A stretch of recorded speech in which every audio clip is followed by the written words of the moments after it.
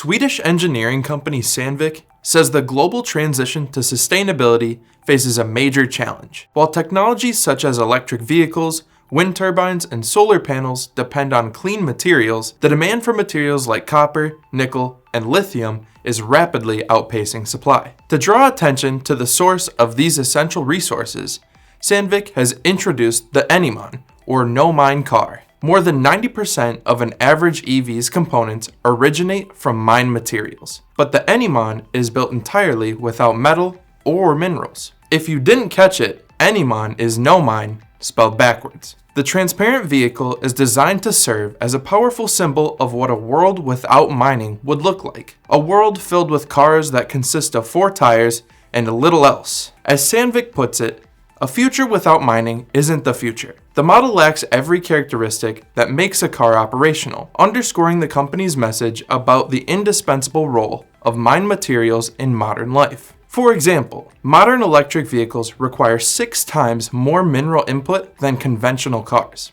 while wind power plants consume 9 times more resources than their gas-fired counterparts. To achieve net zero emissions by 2050, global production of nickel, cobalt, and lithium would need to increase 5-fold. Sandvik's initiative highlights the often unseen side of mining, the infrastructure powering the sustainable technologies of tomorrow. The company warns that without scaling responsible and sustainable mining practices, material shortages could jeopardize climate goals, decarbonization efforts, and global electrification. Alongside this statement piece, Sandvik emphasizes its intelligent mining solutions, which leverage real-time data to enable digitized, autonomous, and optimized operations. Mats Eriksson, president of Sandvik's mining business, said, "The Enimon symbolizes what's at stake if the world fails to recognize and expand mining's essential contribution to sustainable development."